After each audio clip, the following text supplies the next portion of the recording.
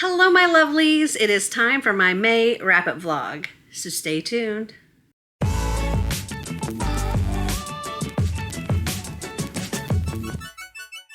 So it is currently May 11th, and I have completed 3 books. The first book I completed is For Darkness Shows the Stars by Diana Peterfraud. So this book was a little bit odd. It's a dystopian that I think is supposed to be set like in the future, where people have gone where they're like genetically altering foods and animals and plants, and they start genetically changing people and making their eyesight better and this and that. Then something happens and the world kind of just goes crazy. Most of the world's wiped out, and this is now centuries later, and the ones that were partaking in all of these genetic changes, they're now, I forget what the word they used for them, but they don't speak, they're called reduced. They don't speak, they're like almost like children in a way, and they have to be given like small tasks, and that's all they can really focus on. So essentially these reduced, they have been kind of placed as slaves for the ones that didn't do this. They're I forget what the ones that didn't do it are called, but they're like pretty much the masters and the nobles and things like that. They're running the world.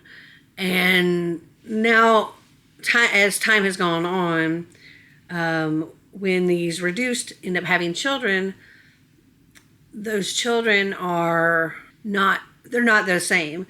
They actually can speak and learn and all of this other stuff. And so they're called post-reductionists. And these post-reductionists, they don't want to be treated like slaves, so they end up leaving and all of this. And we have this one girl who is raised on pretty much like a plantation, and she grew up being friends with a post-reductionist child that was born the same day as her. And it goes back and forth in time between when they were kids to now being adults, and she's struggling to fill in for her, what her mother did and keep everybody fed, that, all the reduced and post-reductionists and her family and everybody. She's trying to keep everybody fed, and her father's running the place into the ground, and the boy that she was friends with, he left 4 years ago, and she's been devastated by that, and then he returns. And it was really good. I ended up giving this one 3.5 stars. Next, Marty and I read Darling by Kay Akram. This is a Peter Pan retelling where Peter is not really a good guy, but he is charming and is very alluring and is good at getting children, especially homeless, lost boys, to follow him, and he kind of acts as like a father figure to them. And he meets Wendy, and he wants Wendy to be the mother figure, and it gets really crazy really, really fast. I wasn't really feeling it, which is something for me because I love retellings, and yeah, this just wasn't it for me. I didn't dislike it, but it was just kind of in the middle. So I'm giving that one 3 stars. And then Marty and I read The Maidens by Alex Michaelides. This is the author of The Silent Patient, which I freaking loved that book, and I gave it 5 stars. This one, I also really, really, really enjoyed it. He kept us guessing a lot, and we were constantly trying to figure out who done it. This is set at Cambridge University. Our main character, Mariana, she is a group therapist, and her niece goes to Cambridge. She used to go to Cambridge as well. That's where she met the love of her life, who has now passed away like a year ago.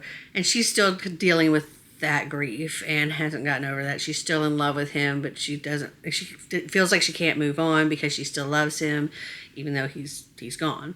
And then her niece, she looked at them like parents because her parents passed away early on.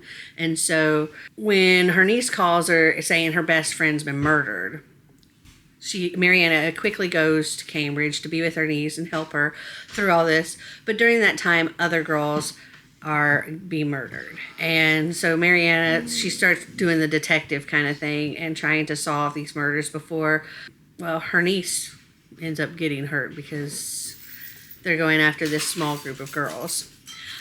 There was one part that I didn't care for, a twist that I didn't see coming, which, blew our minds, but I didn't care for the twist.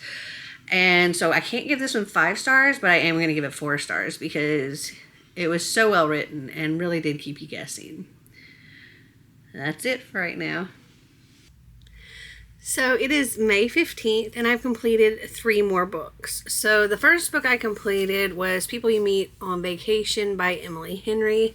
I think I'm going to give this one 4.5 stars. I really, really enjoyed it. It follows a guy and a girl who become friends in their freshman year in college. Well, they meet in their freshman year of college, and then they end up joining together for a road trip to go back home because they both happen to live in the same town. And from that point, they end up becoming friends, and they find themselves every year going on vacation together during their summer vacation, and it's like the highlight of both their years. And throughout them both having relationships, they've maintained this friendship and this tradition. And then something happened that ended it all. And so we're going back and forth in time from then and now, and different summers, and the different trips they had, and what led up to things going wrong, and can they fix the things that have gone wrong. And I loved it. I really did. And I very much saw myself as the main character. Her name is Poppy. And I was just like, I am Poppy for sure. And then my husband is more like the male main character. And it was just like, I loved it. And yes, I'm giving that one 4.5 stars. Next, I completed Lessons in Chemistry by Bonnie Garmus. And I also read, there's a bonus chapter in here that's from the perspective of 630. And 630 is the name of the dog in this book. And then there's a little Q&A with the main character as well, a little interview with the main character. So this is another one that I'm giving 4.5 stars to. I think this was a great book. It's set in the 50s and 60s, and our main character, Elizabeth Zott, she is a chemist in an all-male world and struggling to be accepted as that. And then somehow she kind of finds herself on a cooking show, and it's called Supper at 6, and she is not your typical housewife. She is not your typical anything, and she does not run a typical cooking show either. It's very much done as a chemist and using the chemical words, and she'll have to put it in layman's terms too. This was really interesting, and I'm giving it 4.5 stars. Next, I finished Every Value Break by Peter Swanson. I think I'm going to give this one 3.75. I enjoyed it. Will I read it again? Probably not. Would I recommend other people read it? Absolutely. I thought it was a really interesting story. Our main character on her bachelor weekend is seduced by this man and sleeps with him, and she's like, okay, this was a mistake. This is a one-time thing. She didn't even tell her real name. and she wants to just forget it ever happened. But then he keeps showing up in her life leading up to the wedding and after the wedding. And that's really all I can tell you. But yeah, it was interesting, and I definitely recommend it. It's a great thriller. But yeah, 3.75. So it is May 18th, and I've completed 2 more books and DNF'd 1 book. So on, I want to say it was the 16th, I believe, I finished The Body, A Guide for Occupants by Bill Bryson. This book was so incredibly informative, educational, but it was not boring at all. I thoroughly enjoyed it. I was never bored. It literally took you through every single part of the body, inside, outside, the workings, everything. Things that could go wrong, things that could go right, mutations, just all of the stuff. And it also told you about people that discovered things and how things were discovered, and squabbles people got into over different things, and who gave who credit for what, and Typhoid Mary, and just so much information, and literally just flowed from one thing to another to another. And I was surprised, but I never once felt bored. So I think I don't know that I could ever give a book like this a 5-star, because it's just not oh my God, my favorite thing ever. But definitely 4 stars. I can definitely recommend it to anybody that just is a little curious about whatever, just wants to learn about the body. It's done very, very, very well. So 4 stars for that.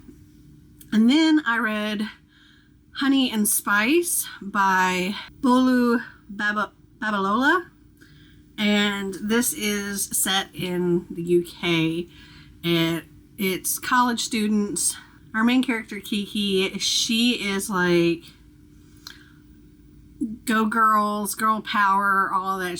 She has a campus radio show where she's all about trying to, empower women and not let guys pull the wool over her eyes or their eyes and things like that. And, teaching women to stand up for themselves and demand the respect they deserve and things like that.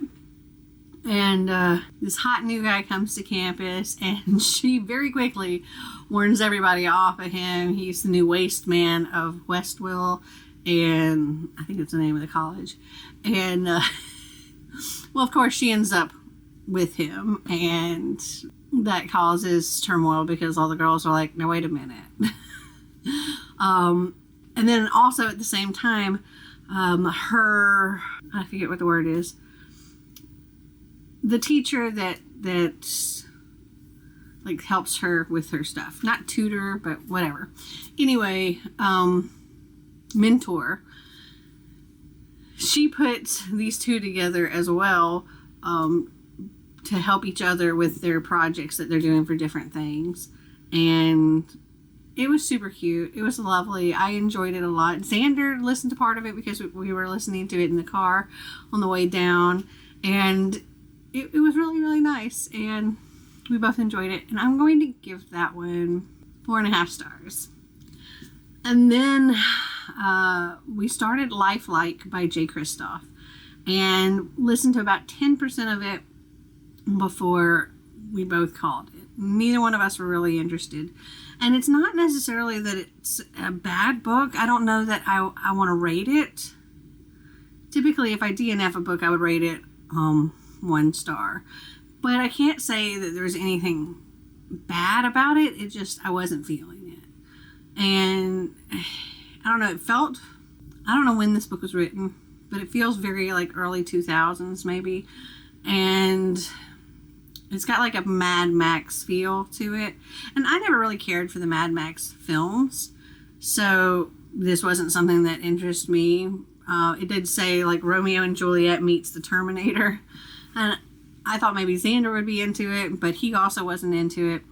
So I think I'm going to just DNF it and get rid of the whole series, because I have at least 3 of the books.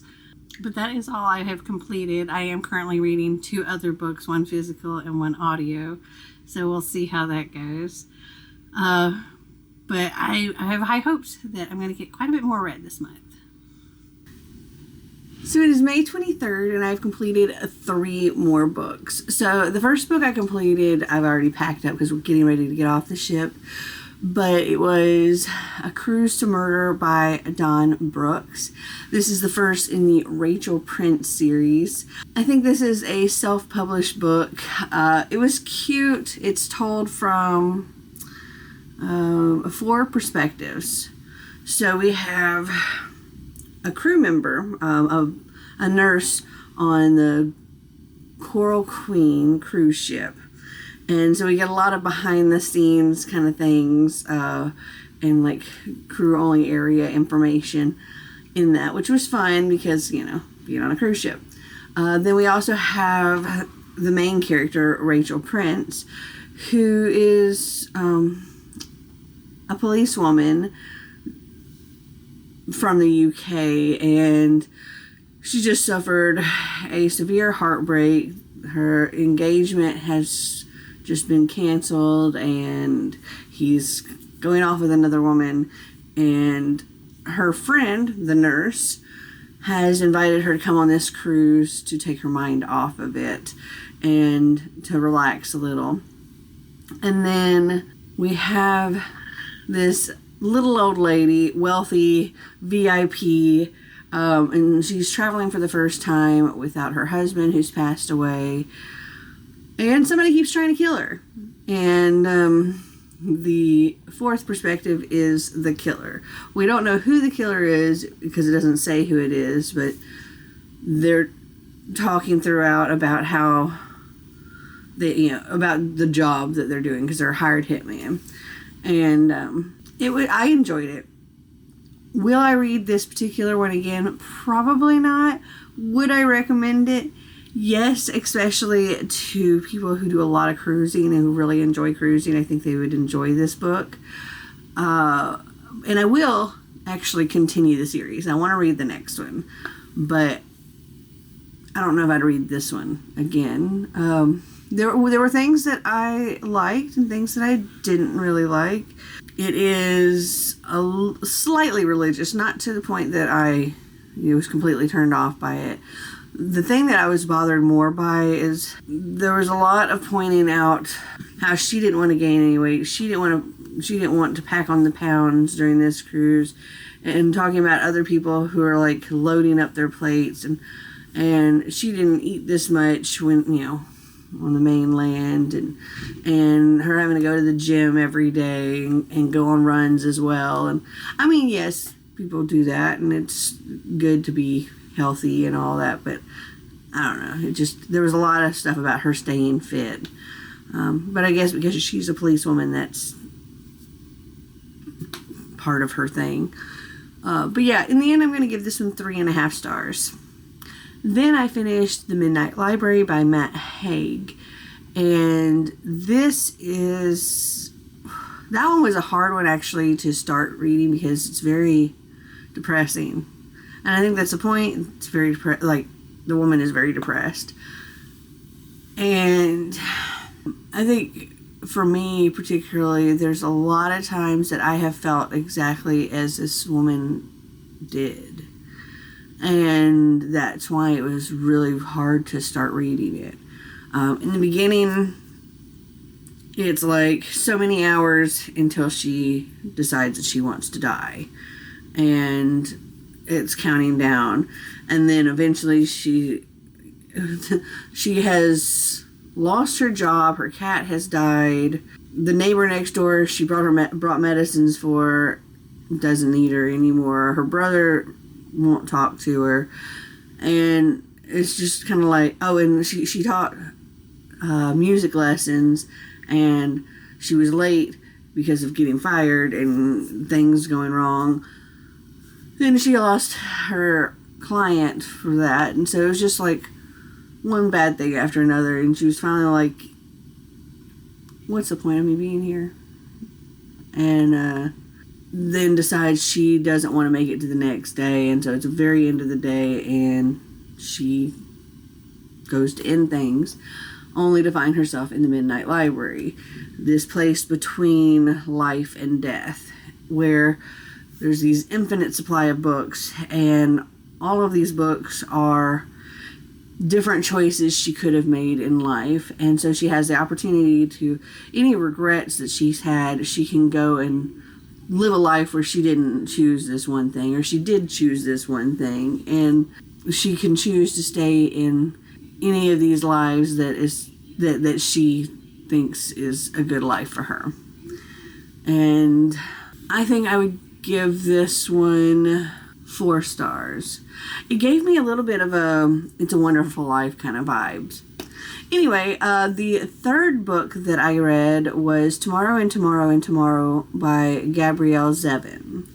And this follows 2 people, Sam and Sadie, as they meet when they're children, all the way up through adulthood, where they meet by playing like Super Mario Brothers together, and they have this very tumultuous friendship throughout life, but games is always like a common factor between them, and they end up creating games together, and they start a gaming business, and there's a lot of ups and downs and different relationships and all of that, but they're always connected. And it's kind of almost a slice of life. There's some really good things, there's some really bad things that happen.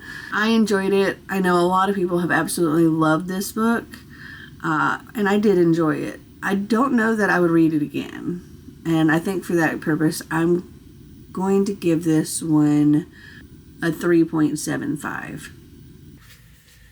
So it is May 27th, and I have completed 3 more books. So the first book I completed was The Paris Apartment by Lucy Foley. And I think I'm going to give this one 4 stars. There were twists in here that I didn't see coming. There's a lot of kind of guessing throughout, like whodunit, who the bad guy is. But it's not easy to figure out, and I appreciate that. So in this, our main character, gosh, what was her name? Jess. She needs to leave her place in the UK, and she contacts her brother who lives in Paris, and she's like, hey, can I come and stay with you for a while? And he's like, yeah, sure, fine. Just ring the bell and I'll let you up when you get here. And so she gets on the train and she goes there, and no answer. And people won't let her in, and eventually she manages to get in. But her brother's nowhere to be found. Nobody knows where he's at.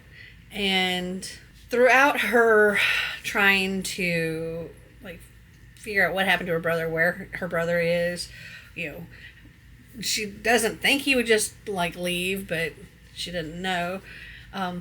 Each of the other people that live in this building have something to say, have thoughts in regards to her brother, but not telling her these things. And yeah, I enjoyed it, and I'll give it 4 stars. And then I read The Fiancé Farce by Alexandria Bellafleur, and I'm going to give this one 4 stars as well. This was super cute, rom-com, fake engagement or fake marriage, marriage of convenience, contract marriage. Our main character, Tansy, well, we have 2 main characters, Tansy and Gemma. Tansy, she makes up this whole fake relationship, and she just, the first name that comes to her head is Gemma, who is a romance novel model. And so she's on the cover of these romance novels. Tansy works in a bookstore, or runs a bookstore. And, well, things happen, and they end up meeting in very public way. And not only does Gemma go along with what Tansy has said, but she takes it a step further and says that they are engaged, because Gemma is set to inherit her grandfather's business or company, and there's one clause in it that she has to be married before this certain time. And so she's like, okay, well, let's just go along with this. That means we've been dating since before my grandfather passed away, and they can't say this isn't legit. So this is super, super cute. I enjoyed it a lot. It was a lot of fun, and I give it 4 stars. And then the last one that I read was The Last Housewife by Ashley Winstead. This was dark and twisted and disturbing, also kind of hot at times. But okay, so our main character, Shay, she experienced something back in college that she never really told anybody about, and she immediately left New York and never looked back. She kind of cut herself off from anybody that she knew back then. And then one day she's listening to this true crime podcast that's hosted by somebody she used to know, an old friend from like grade school and stuff. And he mentions a girl that she was friends with in college, and that there's been a suicide, but he doesn't really think it's a suicide because there are things that are questionable. And Shay was like, I have to go and figure this out. And it leads us down a very dark path. And gosh, what do I want to rate this? I think I'm going to go with a 3.75 on this, because I don't know that this is one that I would read again. Also, I want to give like a disclaimer for anybody that's considering reading this. There's, as I already mentioned, suicide stuff in here, self-harm, BDSM, non-safe word BDSM, humiliation, rape, lots of stuff. So go into that, go into this knowing those things if any of that triggers you. But yeah, I think I'm going to give this one a 3.75. So it is June 1st. The month is over. I have completed 2 more books. I read a lot in May, like a lot. Probably more than January through April combined. So the first book that I read or completed since the last time I checked in with you is First Fly Wins by Ashley Elston. This follows Evie Porter, who is essentially a con woman. She's hired by an anonymous person. She only hears like through a computer generated voice. He calls himself Mr. Smith. But she's hired to do these different jobs and become a completely different person. And the job that she's currently on, she really likes this life that she's getting to live. Until one day, another con woman shows up using Evie's real name. See, Evie is not Evie. Her real name is Luca. And then this other con woman shows up, also hired by Mr. Smith, using her real identity. And things get real complicated. And Evie has to figure out what she's going to do, because now she can't go back to her real life after this. I enjoyed this. It was interesting. It was interesting. I don't know if I would read it again, so I think I'm going to give this one a 3.75. And then I read The Nanny by Lana Ferguson. This was a cute rom-com. It follows Cassie Evans. She is a college student or a graduate student, and she's been trying to make her way through school and pay for school. And she had this OnlyFans account that she was using.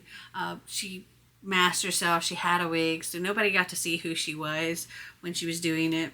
But she got very close with one client, subscriber, whatever you want to call it, and they decided they were going to meet up in real life. And she went to this meetup, and he was a no-show. And she was kind of devastated by this, so she was like, I can't do this anymore. And she ended her OnlyFans account, deleted it all.